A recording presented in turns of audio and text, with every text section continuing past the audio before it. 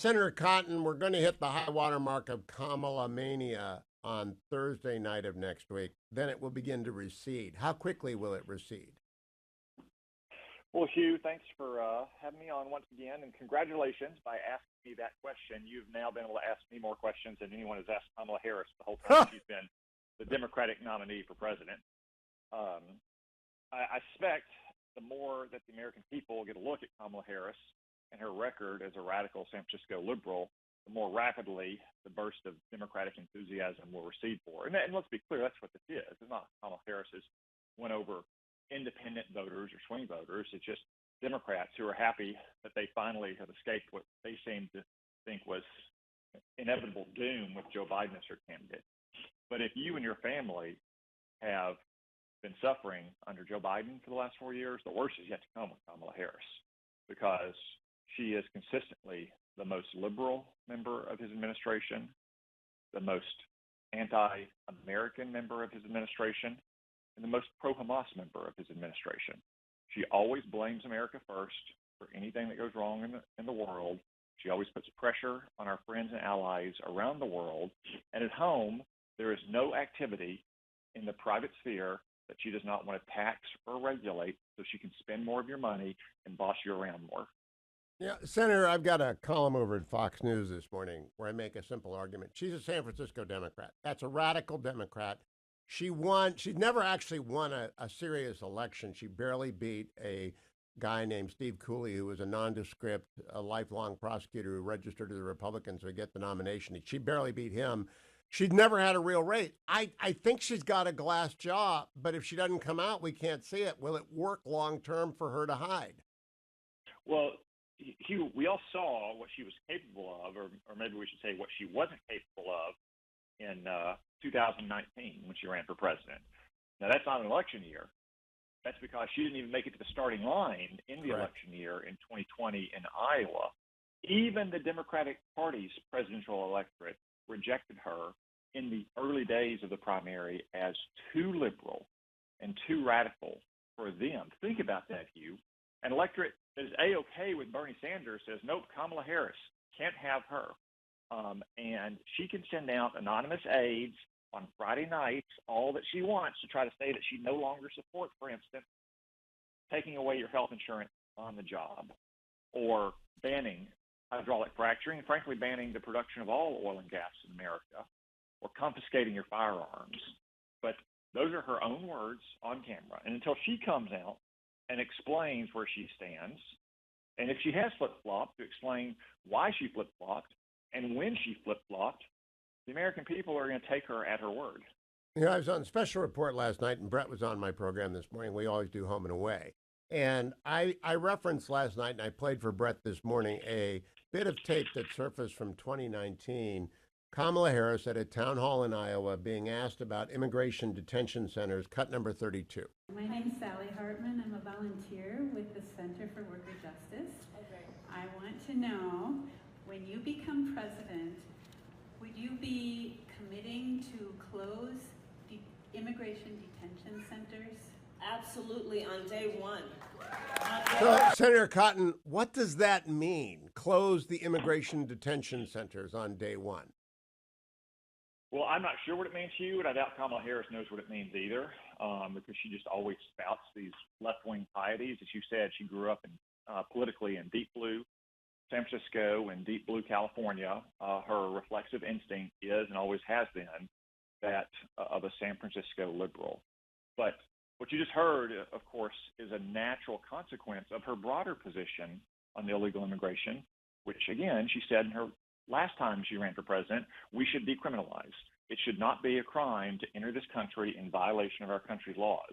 And furthermore, we should also give illegal aliens taxpayer-funded health care.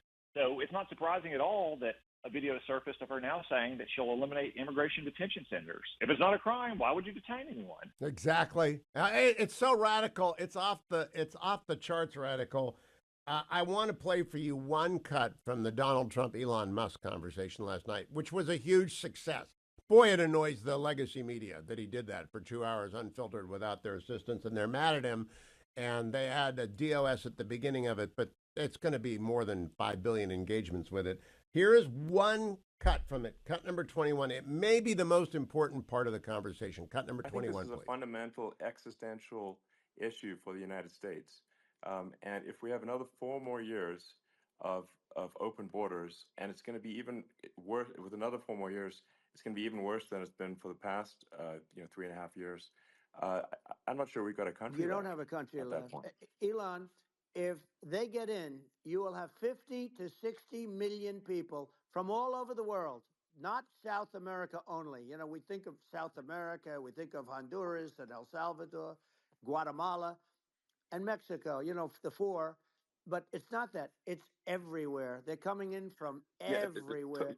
And I had to stay in yeah, I think Mexico. this is a super important Yeah. point. Like people, it's like basically when I went down there, I was like, well, where are people from? It's like almost no one was from Mexico. To No, be clear, Mexico less, it's of just the the others. border. It's just the border with Mexico, but the people coming in, it's Earth, the rest of Earth, and America is only about 4 or 5% of the population of Earth.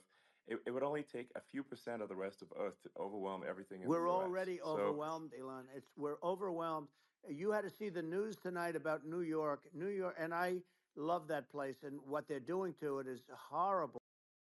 So, Senator Cotton, he was obviously watching Special Report because Brett did a story on New York and the ridiculous amount of crime and the overcrowding of the migrant community. I think when Elon Musk says something is a existential issue, he knows what he's talking about. Do you agree with him?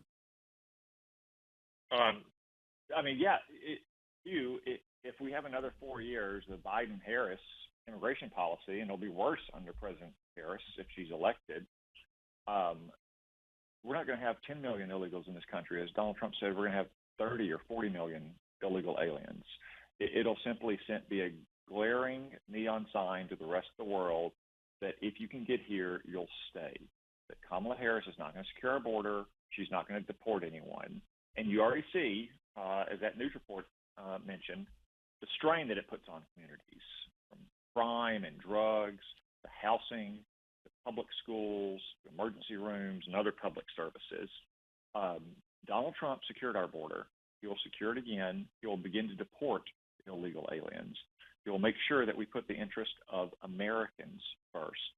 Kamala Harris will put the interest of foreigners first. I mean, she said during her campaign that her message to illegal aliens was, I stand with you, I will fight for you, and I will fight for your rights. She never said that about fighting for Americans and standing with Americans and fighting for their rights. Now, Senator Cotton, Eric Hobdy was on earlier. I'm sure you've been up to Wisconsin to campaign for him.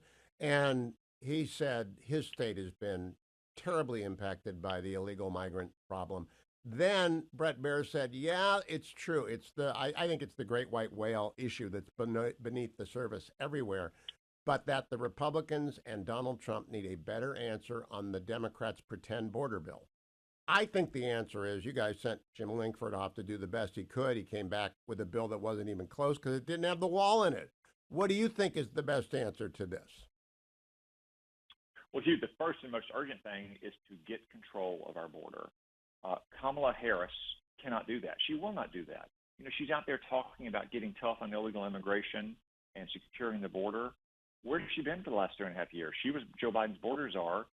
Her talking about securing the border is like O.J. Simpson talking about finding the real killer.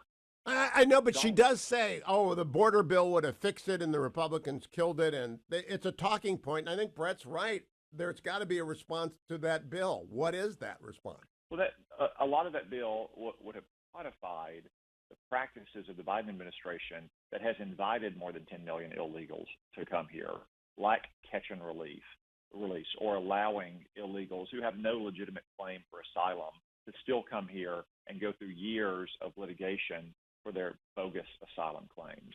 So it would have codified what has gone wrong with the border. And as you say, it wouldn't have done what is very simple. What is the very simple solution is to finish Donald Trump's border wall. He will finish it. Kamala Harris obviously won. And I think that matters. I don't think he says it enough because every American intuits that's the first line. It's not a complete answer, but it's the first line. I don't know. Why did Senator Lankford bring back a bill without a wall?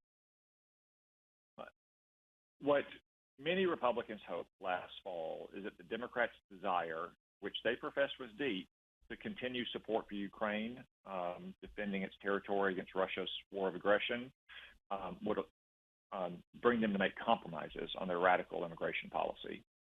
I think what was learned over time is that the Democrats' professed commitment to Ukraine was much weaker than their deep ideological commitment to open borders. And as negotiations proceeded, the Democrats continued to give nothing on the border. And for Republicans who wanted to continue to support Ukraine, that was the only deal that was left on the table. I think that is an answer. I would like to hear that answer. Senator, very quickly, if Iran strikes Israel as is expected this week, should the United States help Israel respond to that attack? Well, we certainly should, and we should help them defend against that attack. But what we should do before that is make sure that Iran understands how furious the joint American-Israeli response will be to deter that attack in the first place. You had this with Donald Trump.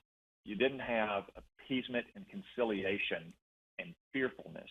You had strength and confidence. On multiple occasions, President Trump warned the Ayatollahs not to attack Americans, not to attack Israel, and they backed down because they were scared of America. With Joe Biden and Kamala Harris, Uncle Sam has a kick me sign on his back. Well said.